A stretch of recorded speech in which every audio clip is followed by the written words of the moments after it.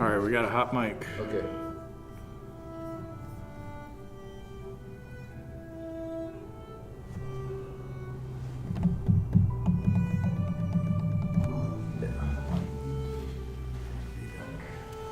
Okay. If not, I'll go ahead and start it. All right, yes.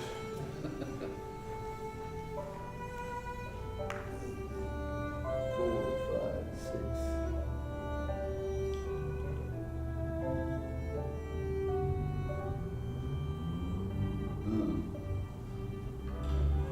Sometimes they don't show you the whole thing.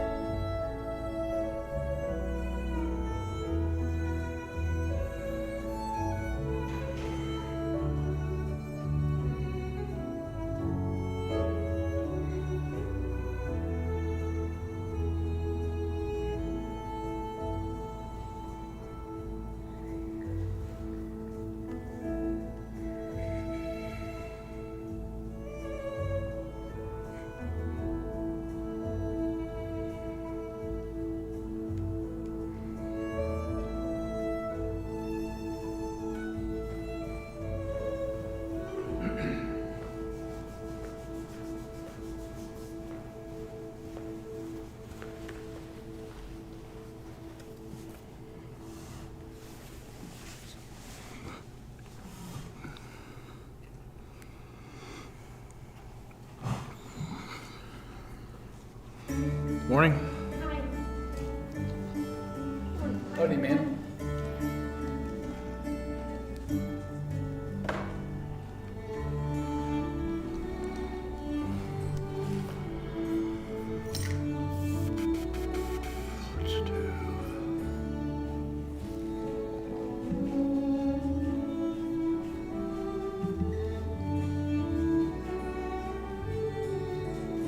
Morning.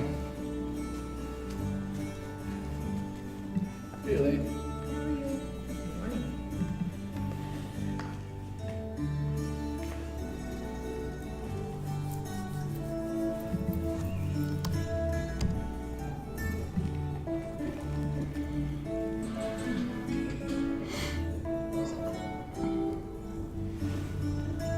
Guys, I haven't found my book. I usually walk around the house with it, so it could be anywhere, but I looked all over. Could I have left it here last week? Nobody found it. No, we didn't have Bible study My last week. name's in it, so. Yeah, we didn't have Bible study last week. We did last week. Oh, did we last week? Yeah. Was it last week? Week before, okay.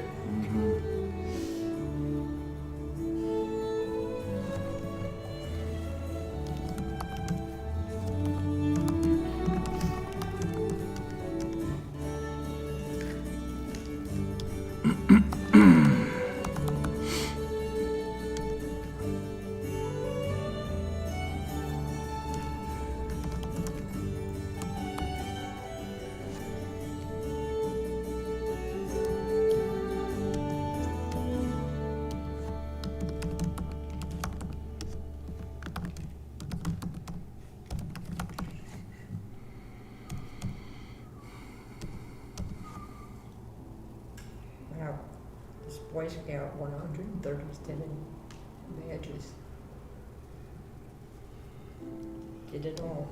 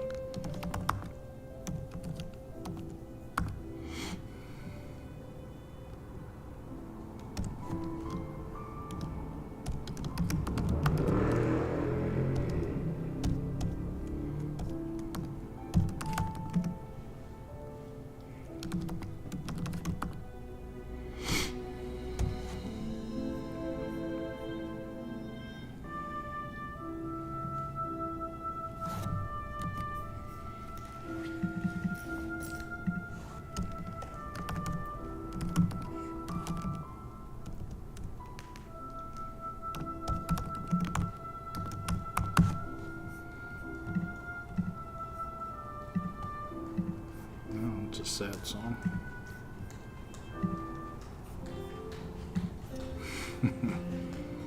Not today. Was killing. Good morning.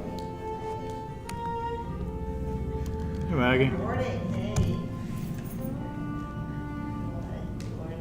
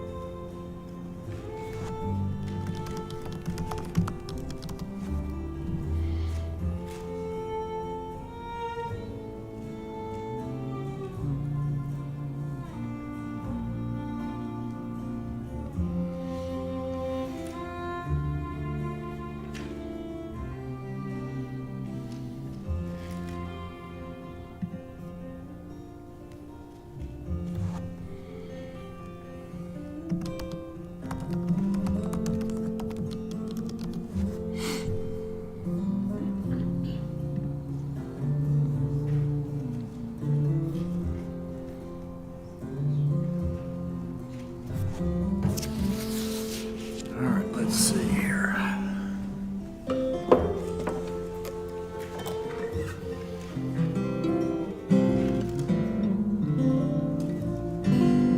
Should play the guitar in the service on Sundays. Like you used to.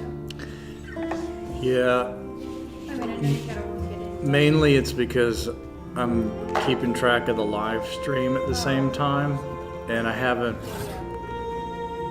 got it where I can handle that, but I think if I add something, I'm afraid I'm gonna mess up. That makes sense. You're right. But I do intend on working my way back to that at some point. We may just need, once we get more volunteers to get For the sound. sound and things like that, yeah. All right, good morning, everybody. Morning.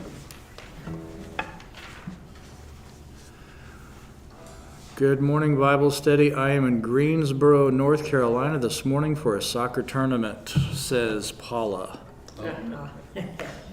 Thought you were. And then Judy, hello.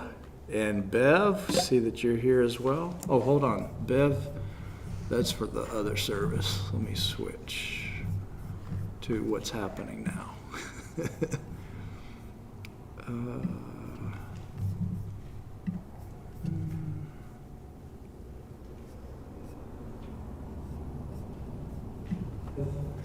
That's for the others. Mute. Two. Mute. All right. Okay, now we're ready. All right, our song here, I think it kind of fits in with step 5 that we're going to look at today. Change my heart, oh God, make it ever true. Change my heart, oh God, may I be like you. Change my heart, oh God, make it ever true. Change my heart, oh God, may I be like you.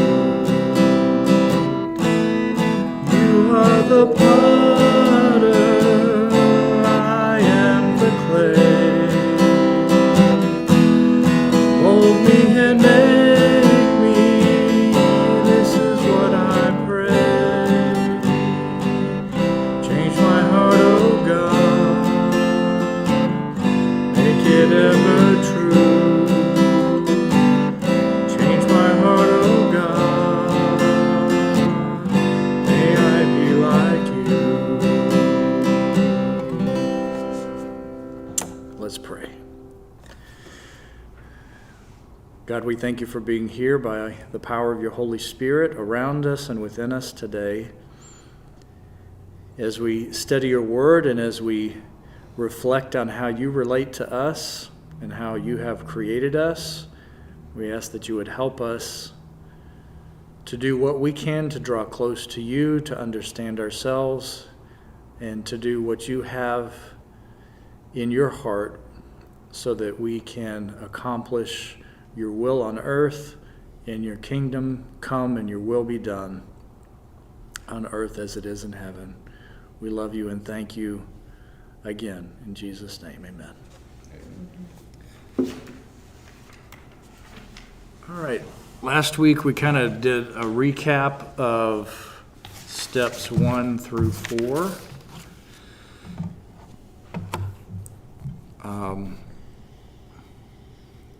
I'm a little afraid to recap again because then we're going to spend the whole time. So, but real quick, we're powerless is where we start. And what's step 2? Anybody? Confession. Came to believe in a power greater than ourselves. Come to believe a power greater than ourselves. And third, We made a decision to turn our will and our lives over to the care of God as we understood Him. as we understood. And then fourth is our moral inventory. Is that right? Or Yes. okay. Yes, fearless and thorough. All right. So we're powerless. We believe in God. We turn our will over to God. And we do a moral inventory. This is where confession would come in. So as we start today, we're looking at admitting to ourselves and to another human being the exact nature of our wrongs. So before we do that, before we start to admit to ourselves and to others the nature of our wrongs, let's look a little bit closer at the nature of our wrongs. One of the good things that happened last week is that when we look at these first 4 steps, it gives us a good sense of what it is that what we should change within ourselves.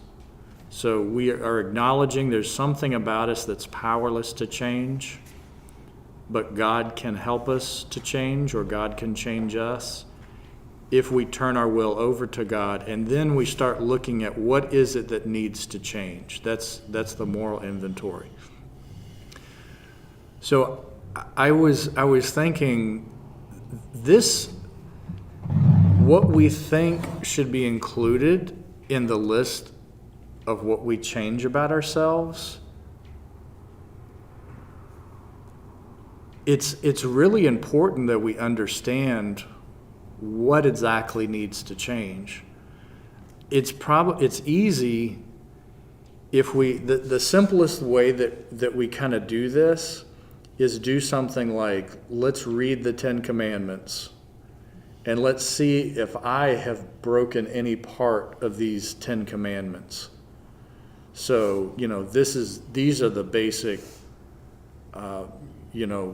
stealing or killing, You know, have I done these things? Well, that's kind of easy to pinpoint. It's kind of easy. It can get fuzzy sometimes because there's the whole, well, killing in self-defense. Was it really self-defense? Is he really dead? Is he? Yeah, right. Did I just try to kill him and it didn't work out? So this is why we have courtrooms and arguments, because things are not always as clean cut as we would think, even when we're just trying to keep it simple with the laws. Don't steal, don't kill.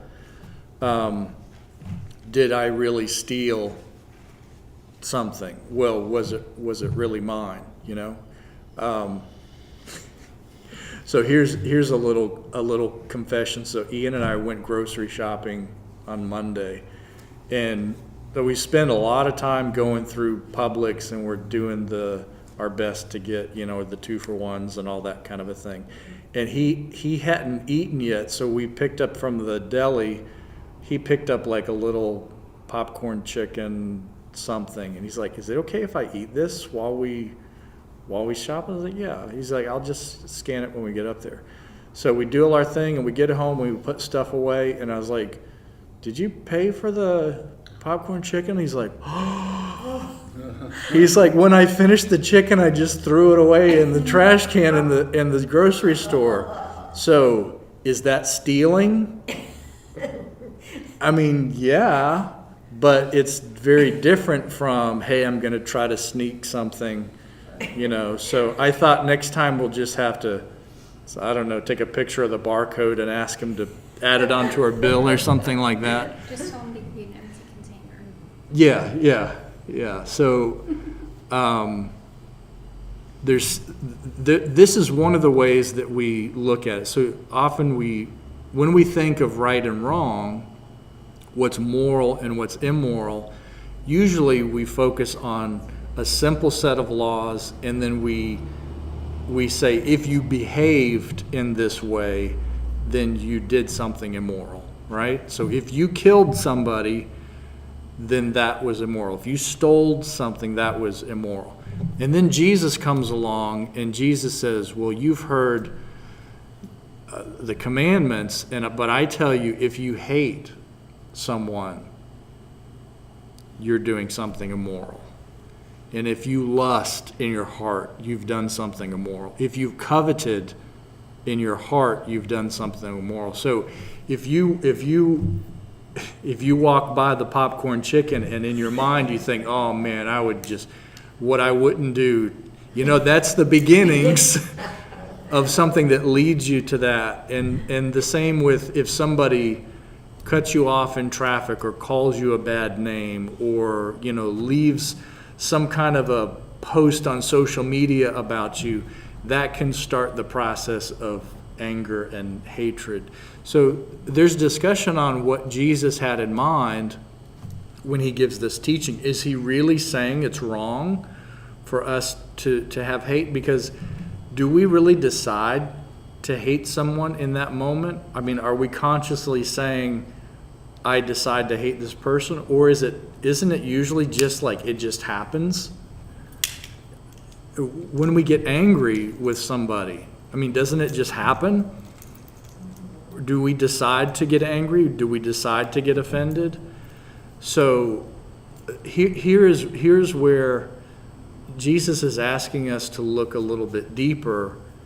And some teachers have said that this is a methodology for us to behave better. So if we can be aware of what we're feeling and thinking, and then we can kind of get control over it, then we won't behave immorally, and so we remain okay.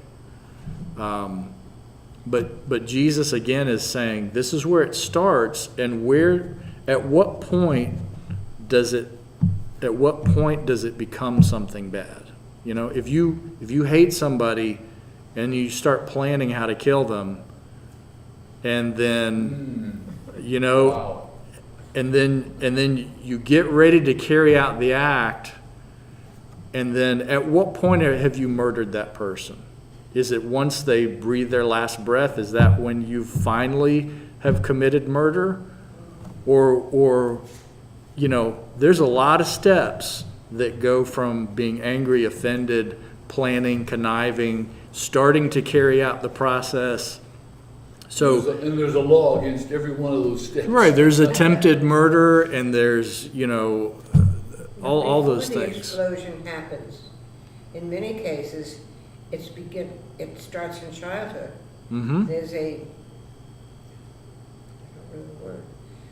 It's building up, or, you know, there's a resentment there that builds up and builds up until finally there's the explosion. Right, exactly. So if things were happening to us in childhood that would have caused us to kind of have a short fuse, have a short temper, if there are things that happened within our childhood, then it's likely that we were innocent for many years, and things immoral were being done to us. But as we grow as children and we start to adjust to that abuse or adjust to the way we've been mistreated, at some point we start to figure out, how can I make decisions either to alleviate the pain or to kind of turn this around for my benefit, and how much, you know, there comes a point where our will starts to get involved in our experience. And then, you know, when we get to the place, if we're an adult and we have a temper, and through our outburst of our temper, we do something immoral, we hit somebody, or we lash out at somebody, you do have some innocence in that it really wasn't fair that you came into adulthood with a short fuse.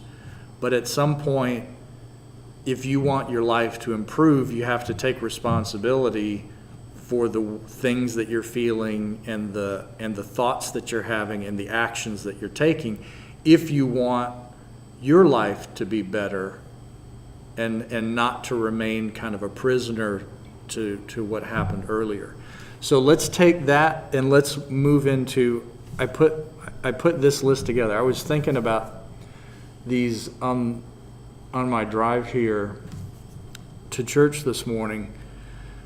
So I've been studying emotions for this doctoral class that I'm taking, and it looks like I'll probably do a project on it. So I'm probably going to be thinking about it more and more. It's been intriguing to me to think about this. So if we think, let's start here. If we think about what is an emotion is going to be a combination of things. One is it's going to be a physical sensation. And usually it's an internal physical sensation.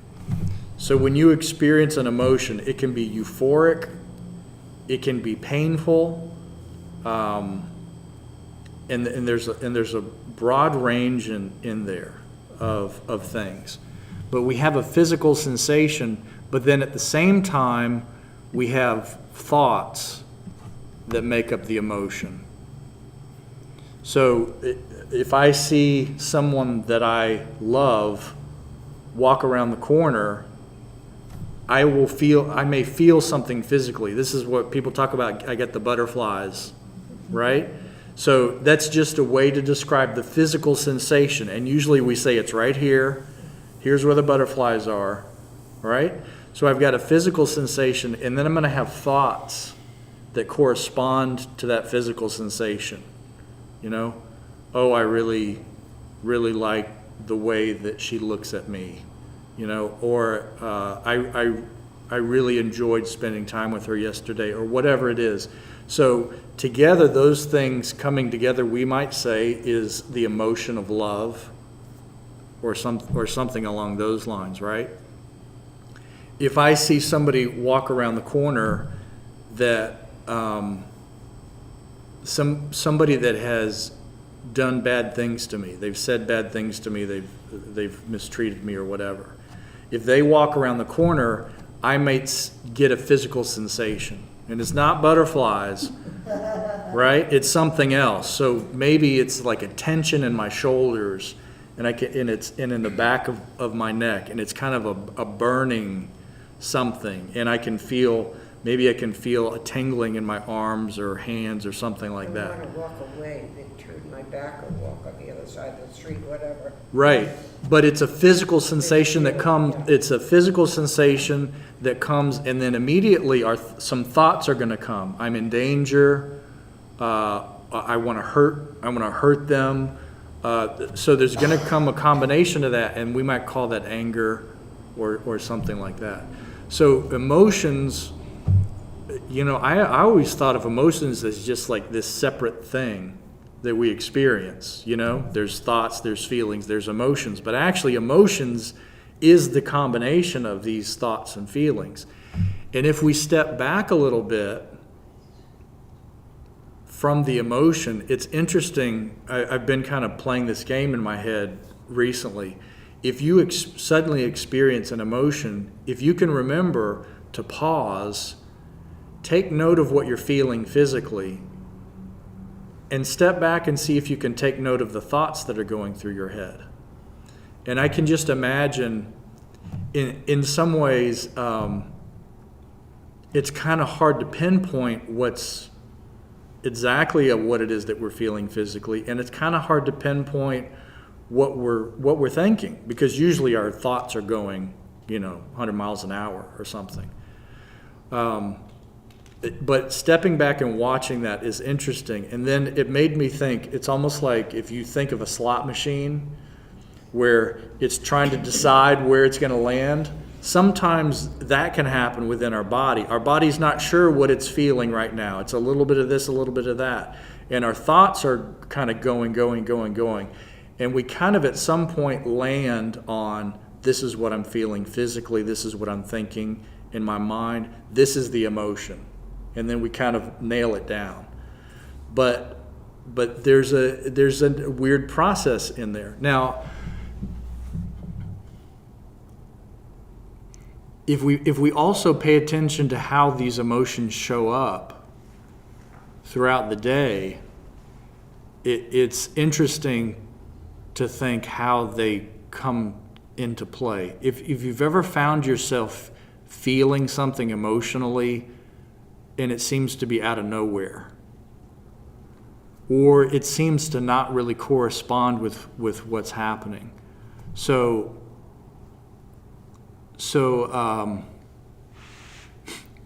I was on a walk with Suli the other day, and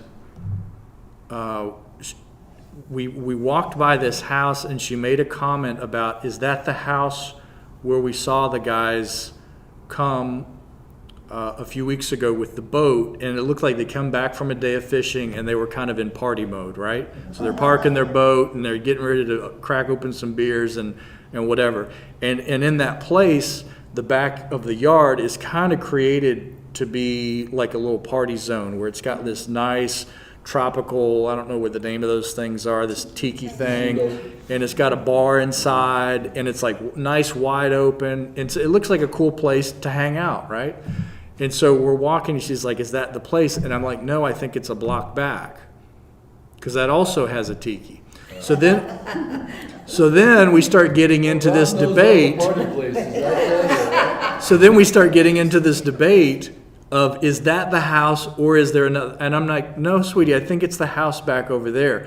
So suddenly it's like, I need to be right here. Yeah, okay. And the walk that I'm enjoying is suddenly turned into something, and I'm like, what am I doing to myself here? Who cares what house it is or who's right? But somewhere along the way, I got a physical sensation and I got thoughts going in my head. And the question is, what's that tied into? Is it tied into like other disagreements where one of us was right or wrong, or we couldn't figure that out? Or is it tied into sometimes it's tied into, it's a little bit late in the day and you're tired. And so I'm not feeling angry, I'm actually feeling tired. But it's hard to tell. That's why they, like the Snickers has the commercial about being hangry. I'm hungry and I'm angry at the same time. Yeah. So sometimes these physical sensations that we think is an emotional thing is not really an emotional thing, but we do have some thoughts. So now I've got my debating history thoughts tied into hunger, and I think that I'm angry, but I'm actually something else. I'm hangry. But maybe I'm not, but maybe I'm not even angry. But I kind of, so did I turn it into anger? Did I? Yeah. So here's where it's so interesting to think about what happens internally and what we do with it. So that's emotions. So who was right about the house? Not Ellen. I honestly, I think I was. Because I think we saw that happen when my brother rented a place for a week, and I think it was on that same street. That was my argument. Okay. But I don't know. Because my memory is not like 100% all the time. So maybe I thought I saw it there and I actually saw it somewhere else. Well, when you it's know? all said and done, you probably know it's best that if you think she was right. Yeah. There are certain things that are just not worth. You're right. Yeah, no, there's not very many that's worth, keeping the fight going. So, sorry, those of you at home, I've kept you on that screen for a long time. So we do have physical sensations. Let's look at these these are human experiences that we have, okay? So we have physical sensations. Internal, butterflies in the stomach, and external. I just burned my hand on the stove. It's a really hot day. I can feel the sun beating down. So we have these physical sensations. We have these thoughts, our conscious thoughts. So we're thinking throughout the day about something in front of us, about something that happened in the past, about something that's getting ready to happen. And then we do have these unconscious thoughts, things that we kind of store in the back of our minds that might be having an influence on our conscious thoughts or not. We have beliefs. So a belief is I guess a type of thought that we have, but it's kind of rooted in this idea of this is how life works. I believe this is how life works. So we create this belief system of this is the way life works. And that's sometimes it's called our paradigm. This is the way that we see the world. And this can change through time. The way that we see the world when we're 5 years old is different than the way we see the world when we're 25 years old and at other stages. So we have these beliefs, and again, they can change. We have desires. Why do I like what I like?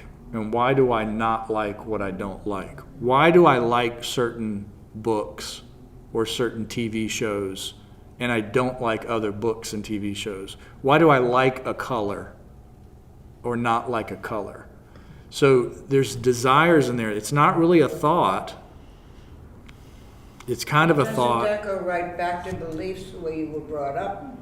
It could Your be. beliefs are from the way you were brought up, It could be. and therefore desires have a connection. But liking the color blue, does that have to do with how you were brought up? Or would you have liked the color blue if you were brought up in a different... Like blue, and she gave me a lot of blue, and therefore It could be. So who knows? Maybe they made you like blue. That's the interesting part. Why do I like to watch football? Why do I hate to watch football? So these are desires, and they're probably tied into a series or a collection of thoughts and feelings in the past. And it's like I like watching football because I have good memories of playing football when I was in elementary school and we got together as families and had parties with football, and it lets me, be a guy and like, we're gonna hit each other, tap into some primal something. So, but there's something that put that desire there, and that's kind of connected with beliefs. And then we have our behaviors. So part of our behaviors are the conscious decisions that we make. I decide to buy a car. I decide to have something to eat for breakfast. I make these. I decide to say something or not say something. And then there's unconscious habits, which are, we manage to do all that we do as humans to a large degree because we just kind of put part of what we do on autopilot. I'm pretty sure I had a cup of coffee today, but did I consciously make the coffee today, or did I just kind of switch into autopilot and I just did it, and I wasn't really consciously thinking about it. So there are things that, these unconscious. So in these behaviors, look at speech. I can choose the words that I'm saying in a way, but I'm going so fast in the words that I choose that I'm kind of by autopilot picking a lot of these individual words, and I'm more thinking about a concept. So I can think about the word think, but the rest of my brain puts the sentence together for it to make sense. So you see how our behavior can be both conscious and unconscious. Now, this is just just look at, at this list. These are all the things that go on inside of us and outside of us as people. Physical sensations, internal, the thoughts, conscious and unconscious, the beliefs, the desires, and the behaviors that we have. Now, if we're going to make them, if we look at the words of Jesus, where this thought, this origin, can lead us through a process to a bad behavior or a good behavior, along that way, all of these things come into play. We're going to have physical sensations internally. We're going to have thoughts, conscious and unconscious. Our belief systems are going to come into play. And then we're going to start to move our way toward these big decisions. So when we're looking at a moral inventory, are we just looking at the behaviors, the conscious decisions that we've made? Or should we look a little bit deeper into, maybe I don't have to kill somebody. Maybe I can pay attention to my feelings, my emotions, and my thoughts, understand why they're happening the way that they are, and make some course correction along the way. A big part of why we do what we do is going to be attached to this belief system. If you think about, occasionally I'll watch these crime documentaries about serial killers, because I like to see how the mind works, and I like to see how puzzles get put together. It's not because I like the gross and all. I may like that too. I don't know. but it kind of digs deep into a messed up human psyche, and it digs into like what we do as people about that, right? So if you look at the belief system or the paradigm of the serial killer, they made the decisions based on a way of viewing the world that was way off. It was off, So I watched, it was just like an episode of one, and this is kind of typical. So this was a guy in Seattle in the late 80s, early 90s, the Green River Killer, I think. Yeah. He ended up killing at least 40, I think it was 49 women that he killed. Yeah. and they didn't catch him until DNA evidence became a thing in the like the late 90s, and then they could prove that he did it. And then instead of getting the death penalty, he bargained that he would confess to everything, and they would give him life in prison. And essentially, the big thing that motivated him is he had a really messed up belief about women. He believed that women really were the cause of this pain that he had, emotional pain that he had inside of him. That women, if it was because of women that it made him kind of live this hellish existence in it. And then at the same time, he justified, because he primarily, I think he almost exclusively killed prostitutes. So he even told law enforcement, I thought you would appreciate what I was doing because I was like cleaning up the world from those bad people, you know? So he has these two really messed up ways of viewing the world, that this is the cause of my pain, and therefore I have the right, if they're coming after me all the time, they're always out to hurt me, I have the right, in a way, to take it out on them. It could be called self-defense. Or just, he had something to do with the anger there. So now a person who does this, you know, we would say is a psychopath. Their balance is just off, and they're not safe around anybody, including themselves. But we also, what we find if we look inside of our own beliefs, our belief systems and our paradigms are also not perfect. So I don't see life the way God sees life. God sees life in the perfect way and completely understands it.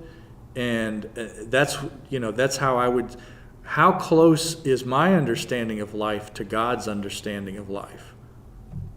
I mean, Well, we don't really know for sure what God's understanding of life is. I mean, we're guessing that he sees things as all perfect, all good. we're basing it on scriptures, we're basing it on teachings like Jesus' teachings, and then those are based on Jesus' thoughts, Jesus' inspiration from the Spirit is what we would say. So we don't know for sure, but we do. Maybe collectively we can come up with some kind of an ideal. What's an ideal way to view this world? And so when we're doing our moral inventory, one of the things that we need to keep in mind is what we believe. So if we believe, like we say in the first few steps, if I believe that I'm powerless, and I believe that God can help and wants to help, and I believe that if I turn my will over to God, it's going to change my life, I'm reconstructing my belief system, because I may not have believed that before. I may have believed that I had it under control. I may have believed that there's no such thing as God, or that God really doesn't care about me. I may have believed that I have to be the one to make the right decision moving forward, instead of I have to surrender to God's will in order to do the right thing. So already the 12 steps is trying to help us transform our belief system.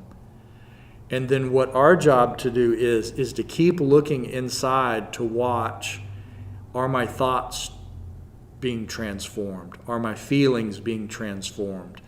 Is my behavior also being transformed? And the moral inventory is basically... Did somebody turn them on? It just came on. Yeah. I think what it means is we're right on track, or we're saying something that's really... Yeah, okay. One of the pastors that I was in at work with, when weird stuff would happen, she would always be like, The devil doesn't want us to, the devil's trying to fight against this, that, trying to distract us. Well, see, I turned the fans on when I came in this morning. By the way, those of you that are at home, the fans just came on automatically. And I didn't take notice whether they turned on or not. I didn't even think about it. Right. But I turned them on. We're guessing it's electrical, but Something going on. maybe not. I think I need to get that switch. So, looking at moral inventory is changing our belief system. Hopefully it's transforming these other things. And the moral inventory is kind of keeping track.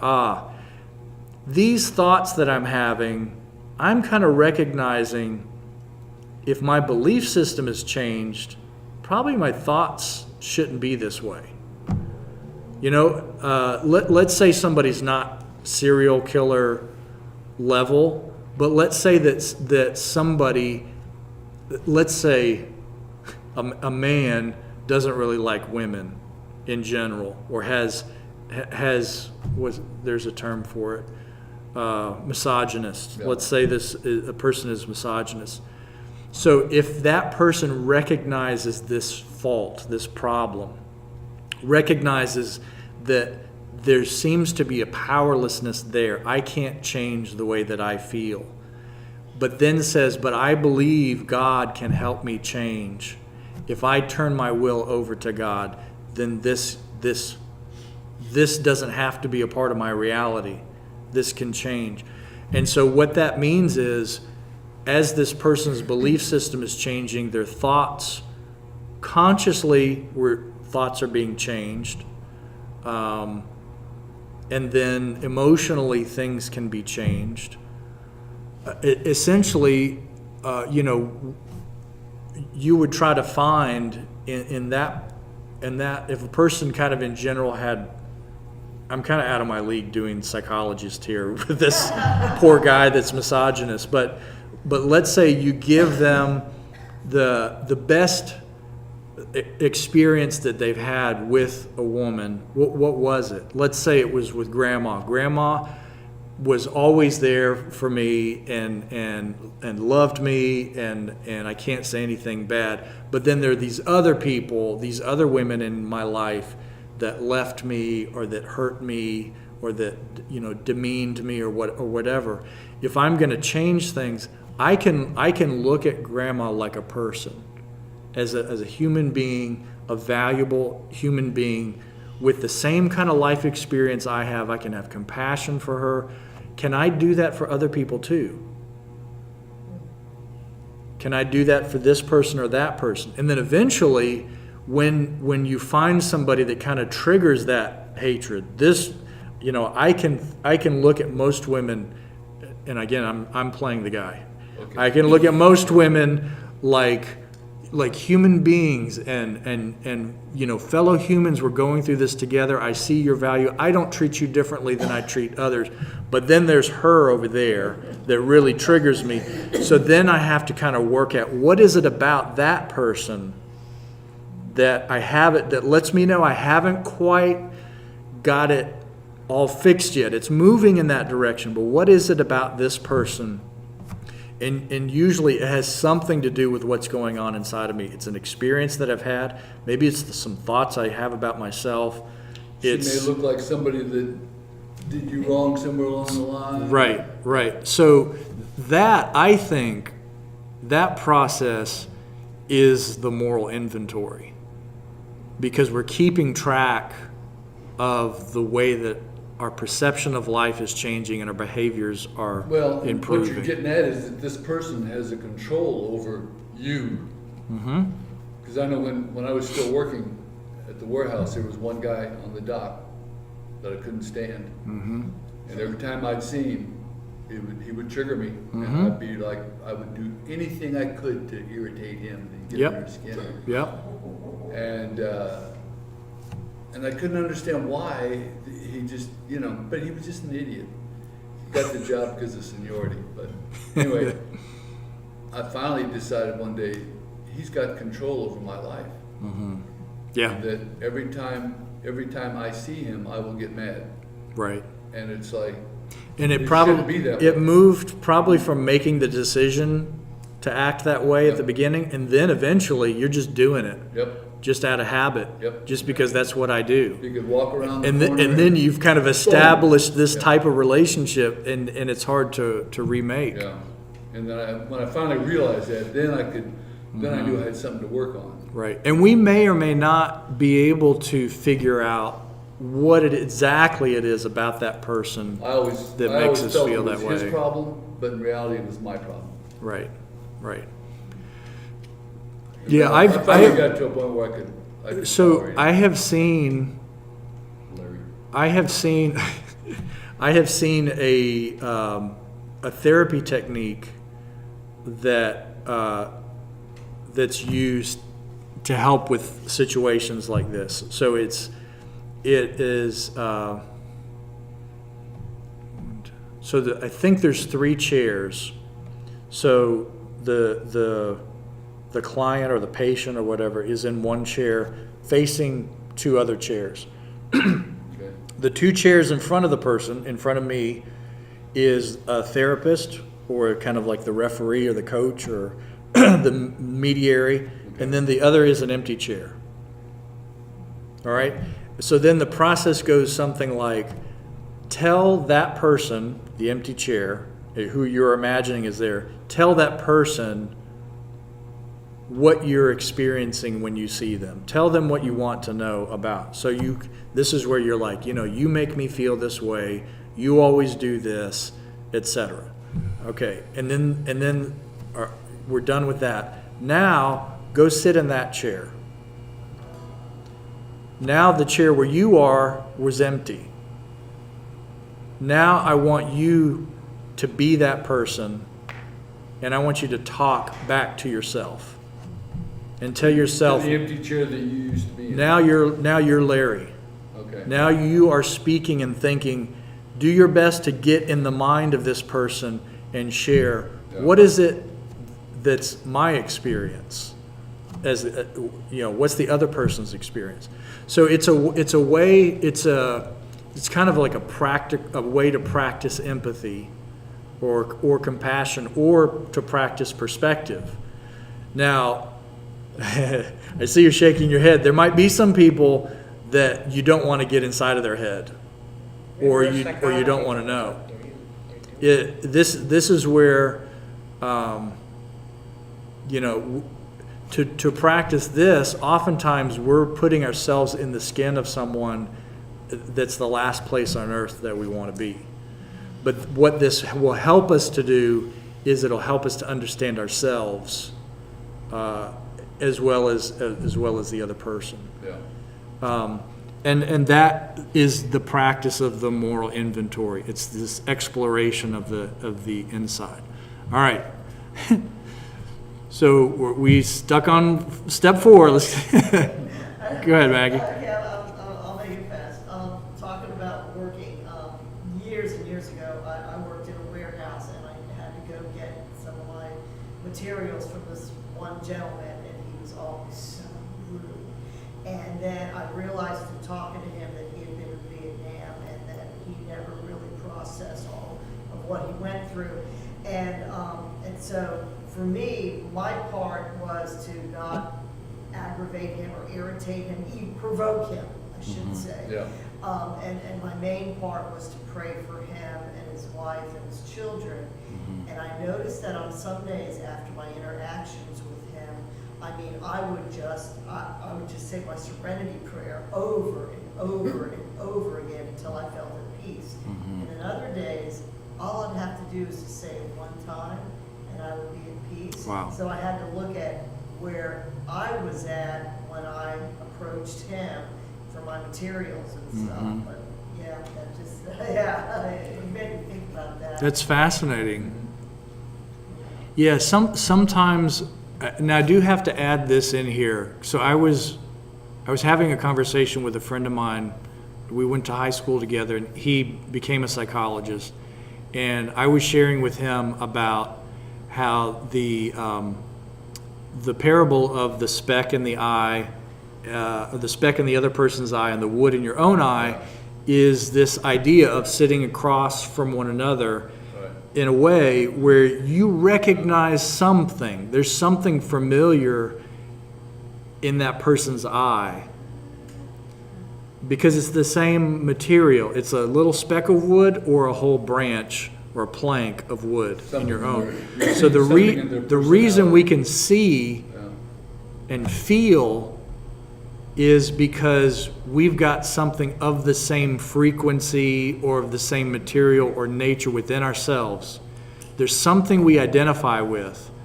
And oftentimes, we don't like that at all because we could think of this other person as just this, no good piece of garbage that like you don't want to even give humanity to.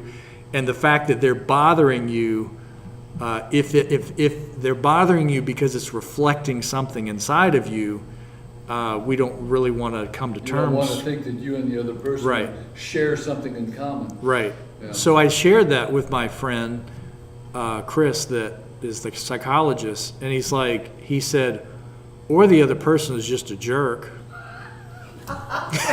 That's always the So option. there is the option that it really doesn't have to do with anything inside of you, or it's not triggering.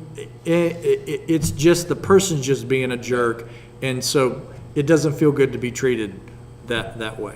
So keep those things in mind. There can be something internal that we need to go work on our inventory, or pay close attention to, and I would say that's the starting place. Oh, yeah. And if we get to the place where we realize, I is think a they jerk. were just being a jerk to me. They were just being mean, and I didn't like Yep. being treated that way, and that was the end of it. Yeah, there's- So you don't share anything in common that would reflect bad on Right. you. It's just like, yeah, that guy's a jerk. right now I would say don't go to the other way, where we just say, I'm just living in a world full of jerks, and everybody's got a problem except for me. So that's not a healthy approach either. So it's not always something about Well, us, you need and to it's not remember to always just keep the off option the hook. open that the guy is a jerk. Yeah, keep it That up. option open. Yeah, that is a You know, possibility. Try everything else, and then finally There are it's so going to many things that I don't understand. For example, I've been studying about touch, what it does for you and what it does, okay? And I love being hugged, and at my age, every hug I get, it's really good. But anyway, the point is, when somebody gives you a hug, there is it hormones or whatever it is, Endorphins. it's secreted that yeah. makes you feel that way. Mm-hmm. Now you take an ape or an animal, Mm-hmm. two pipes, one's wrapped around with cloth, the other is not. That animal will always go to the one that feels Mm-hmm. warm and fuzzy and Mhm. mother-like or whatever. It ignores the other one completely. So there are all kinds of things that are going on inside us Mhm. that we're not consciously thinking about. Exactly.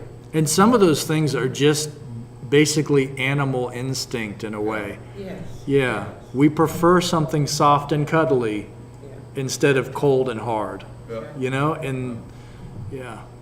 Let's look at, so here's 5. We'll start to tackle 5 here. So we admit to ourselves, we admit to God and to ourselves and another human being the exact nature of our wrong. So again, let's go back to the inventory, looking at it as these are internal thoughts and feelings, these are behaviors. It's a more complicated thing. It's changing my paradigm.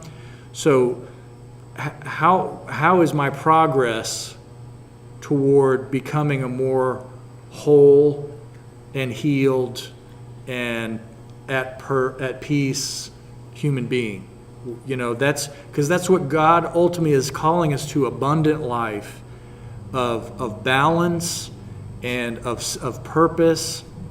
And we understand that it's not all perfect and happy all the time, but there is a way to experience the ups and the downs and still in general to love life and enjoy being a part of it. So as we're going through this, we have the opportunity to admit not just to ourselves, but we admit it to God. So we include God when we're doing the inventory. We include ourselves and somebody that we trust we might include them and say, hey, tell me what you think about what I'm thinking and feeling and going through right now. You pick somebody that knows you and that you trust, and what you might find is that there may be some insights that you can get from that person that you wouldn't get otherwise. Because we can pull the wool over our own eyes.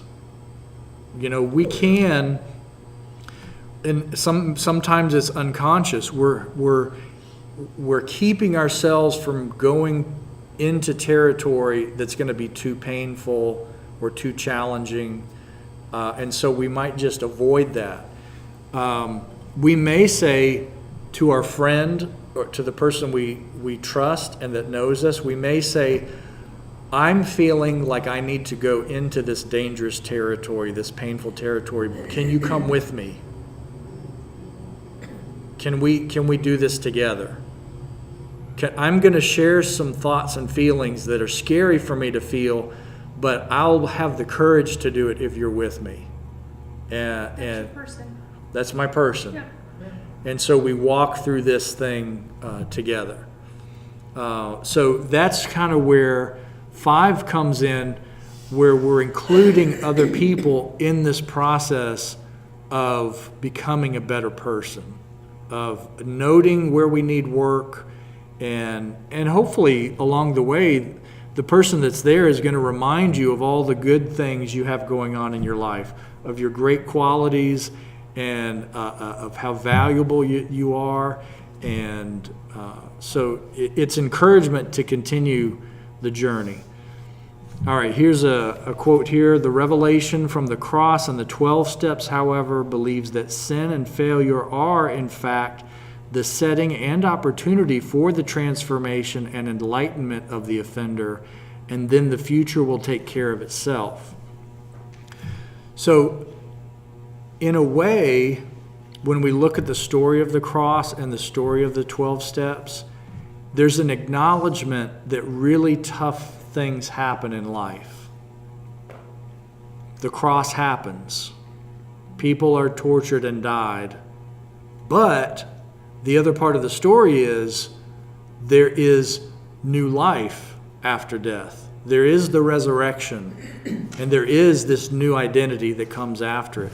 The 12 step says, here's where you are now, but with God, and by doing these steps, you can end up here, a new person, a new life, resurrected, so to speak. So it acknowledges that life is tough, but life is good, and that we can grow and we can be healed, and there's a positive thing. So that will help us, because usually if we're doing a 12-step program of some sort, usually what that means is the challenges of life have become so difficult to address that we have found we have to take this coping mechanism with us just to go through the day-to-day, and ultimately that coping mechanism is not helping us to heal or grow or become a better person.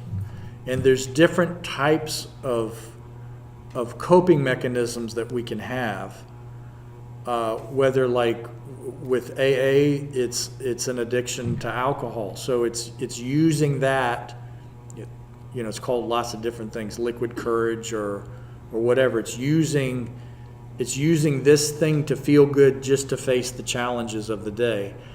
But what happens is those challenges are not really, you're not really moving forward with those challenges, and you're not seeing the world for what it is, and ultimately it's not helping you. It's hindering. This can happen with dysfunctional relationships. Now, it's good to have a person that you love and that you trust and that's there for you, that can help you go through life, but there's also a cousin to that, which is a dysfunctional relationship that is addictive. And it can be a relationship that keeps your attention and on it, and it ends up in a weird way, helping you go through life. So a person can be in a relationship where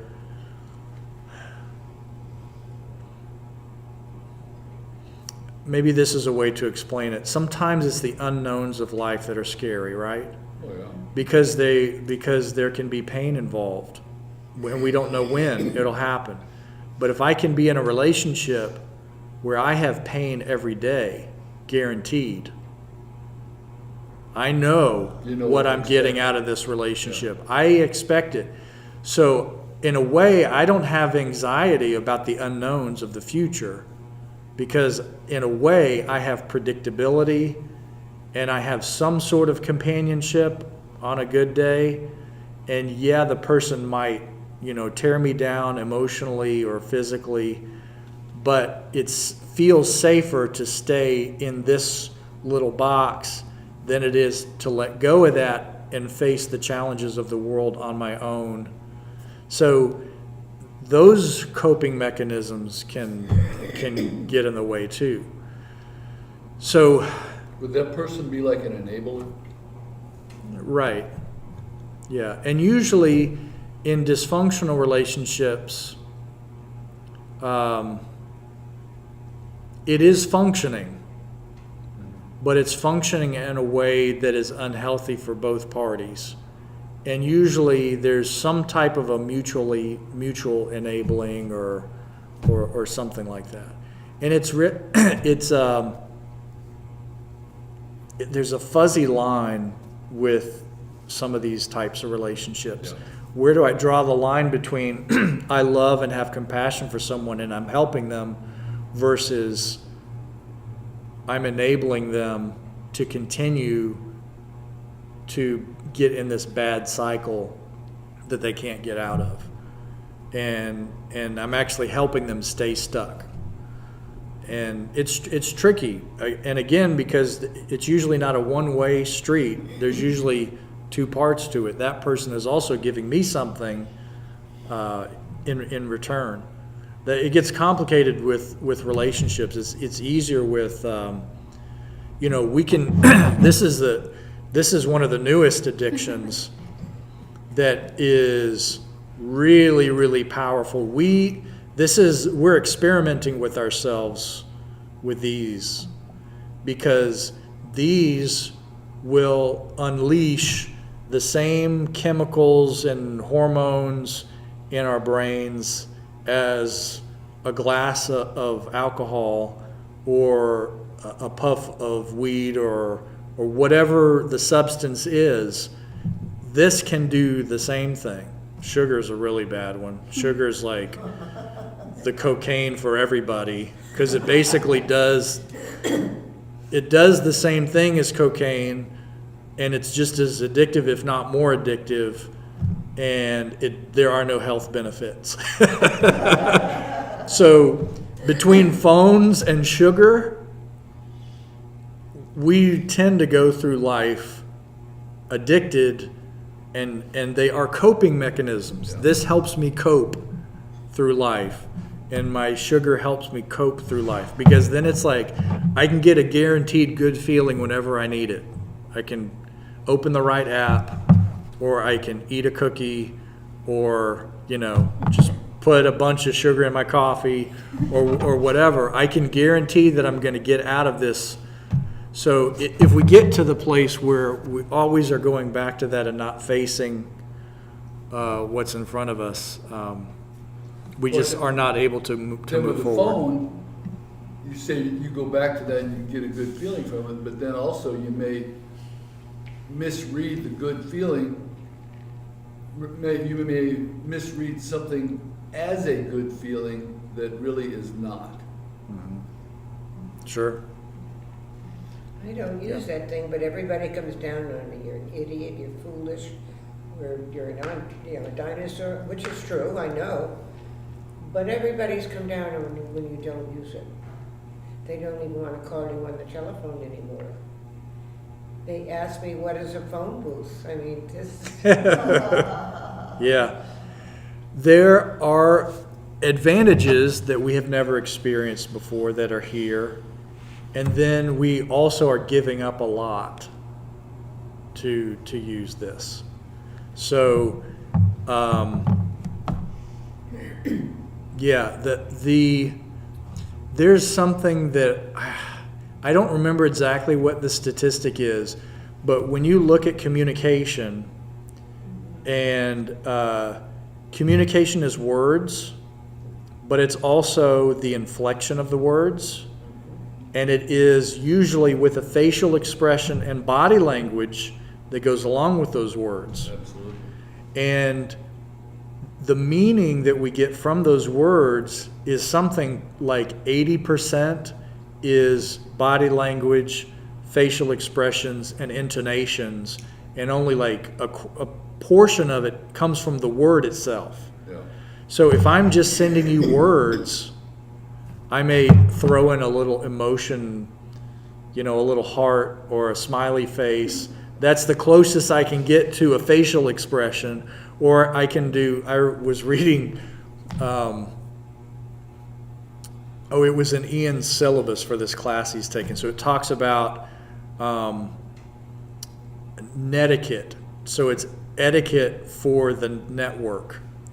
And it's about how to communicate with email and text. And these are do's and don'ts. So one of the don'ts, they say, don't send your messages in all caps, because that means you're yelling.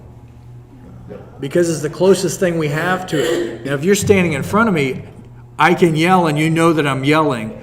But if I'm just sending you a text, you don't know that I'm yelling unless I switch into all caps. So it's great we can communicate with more people than ever, but the quality and the depth of communication has not yet been replaced. Now, you can do FaceTime, and in FaceTime, you can get the facial expressions. You probably don't get all the body language.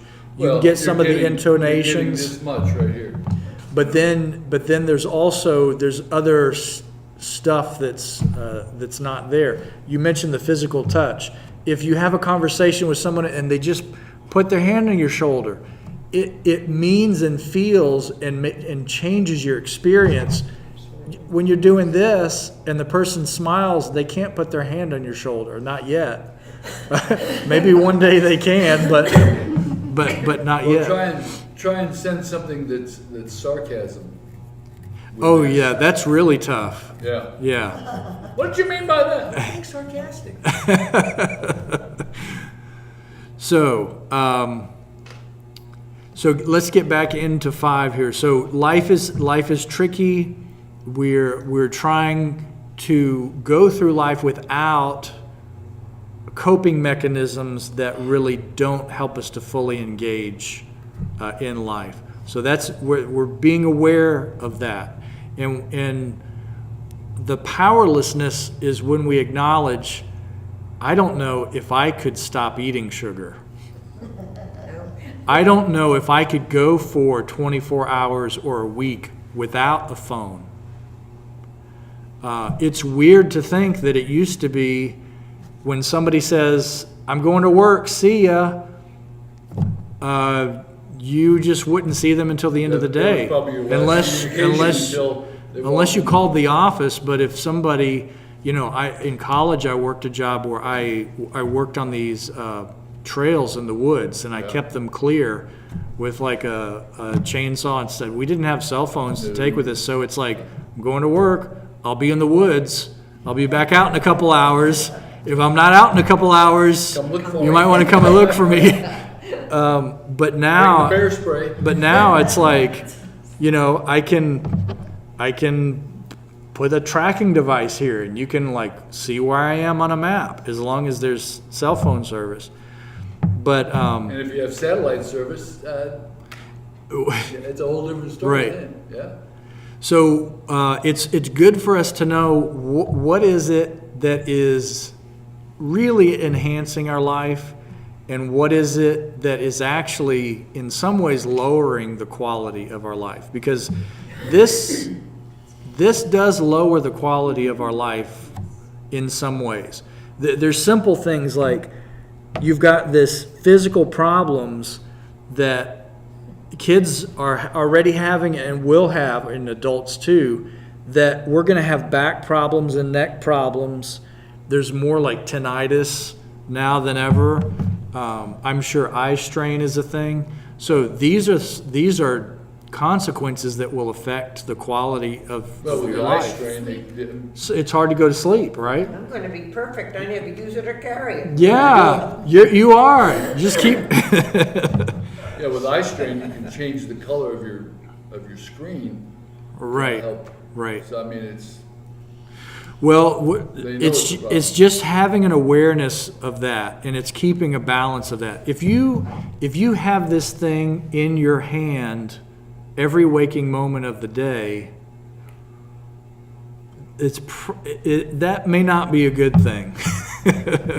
Just because, well, we're experimenting to figure out how good of a thing it is or not. All right, so we are admitting, we're bringing people into this process of figuring out how it is that we're growing. We acknowledge that in life there is the possibility for us to grow, and we can do it together. There's an evolution of human and spiritual consciousness. So that means there's the opportunity to grow and to change and to mature. You don't see the word evolution in the Bible. But what you do see in the Bible is things like the Apostle Paul saying, when I was a child, I thought like a child. But when I became a man, I put away childish things. That's evolution. yeah. That's growth. That's personal growth. It talks about how the ministries of the church are here so that the body of Christ can mature and grow. There's an analogy in, I think, the book of Revelation of the church becoming the bride who's ready and without spot or wrinkle. So it's this idea of not a little child getting married, but an adult woman getting married who's ready to, enter into adulthood and is without spot and wrinkle. That means fully ready. So that's the analogy for the church. The church eventually will stop being a little girl and will start to grow into a young, wise, mature woman. That's the analogy. That's evolution. That's growth. So that's what's here for us. Now here's a good thing. You cannot heal what you cannot acknowledge. So this is one of the main reasons why we have the inventory, is that we need to acknowledge what it is that needs to be healed. If we don't acknowledge it, then it can't be healed. We can think about this physically. If we have a problem that we don't recognize, it'll just stick with us, and we can't make it any better until we acknowledge it. What you do not consciously acknowledge will remain in control of you from within, festering and destroying you and those around you. So this would be something like bitterness. If we don't acknowledge that we are angry at someone, or we are angry at ourselves, or we are angry at a situation, we can be angry at God, we can be angry at the church, we can be angry at the president, we can be angry at the government, we can be angry at the world, But if we don't acknowledge those feelings and those thoughts and make an effort to come into some kind of an understanding that will not fester, you don't want to stay angry all the time. That's where we get ulcers from a lot of times. Yep. Sometimes it's naturally occurring, but oftentimes it is anger or stress It's related. Like with the guy at work. As soon as I could feel my stomach just churn as soon as he walked around the morning. This is what's happening with our dog Scooter. Ever since we got the new kitty cat, is he's had upset stomach, and he is having a really tough time adjusting. And I hope it's gonna I hope he's going to be okay.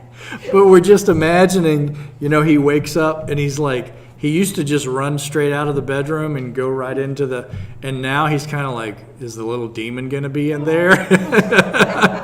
And the cat once or twice did like the witch with that arched back and did like a swipe, but only once or twice. Yeah. Most of the time it's just going up and smelling and wants to play a little bit. But yeah, he's going to have to work through this bitterness.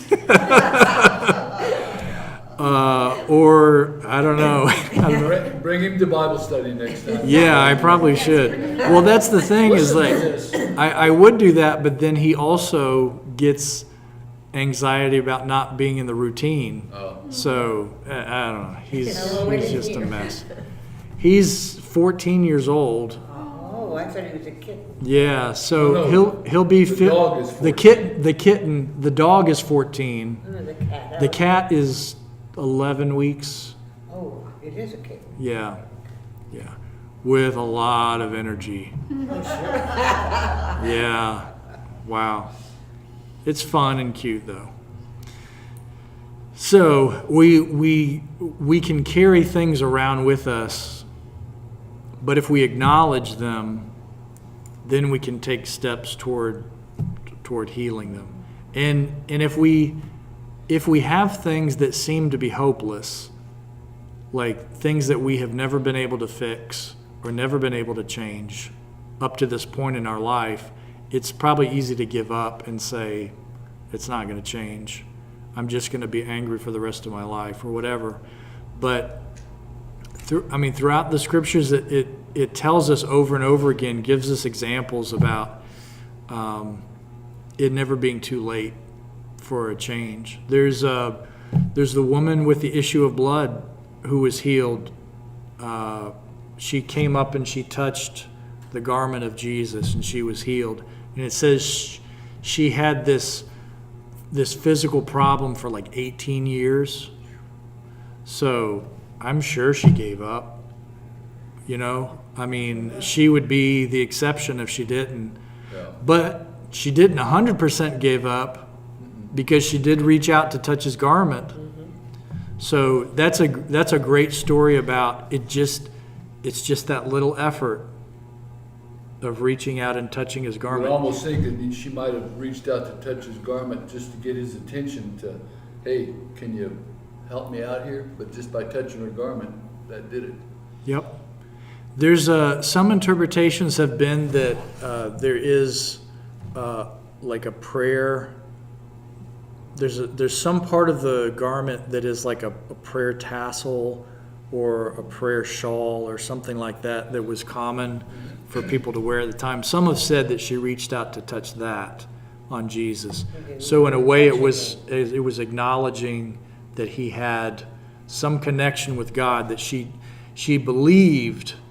You see, her belief system, there were parts of it that were good because she believed that this person is from God, and I'm powerless, but God can, and so I turn my will. That's the reaching out. So you can see there's those 3 steps Right there? right there. But we have to acknowledge, she acknowledged that she needed the healing. Yeah. So if we cease to acknowledge it, then there's nothing we can do about it. Oh my gosh, it's 11:15. Yeah? Whoa. All right, direct encounter with God's laws is where we will pick up where we left off. Time flies when you're having fun, huh? Right. Tell me what page that is, because when I find my book, I don't have pages on mine because it is always. Do you have a book with you? Mine is a newer issue, but it's 38 is where we're stopped. okay, I read up to 5, so, okay. Yeah, we are in the beginning of 5. We're in the first few paragraphs of 5, chapter 5. Send us out in the power of your Spirit, Lord. May our lives bring Jesus to the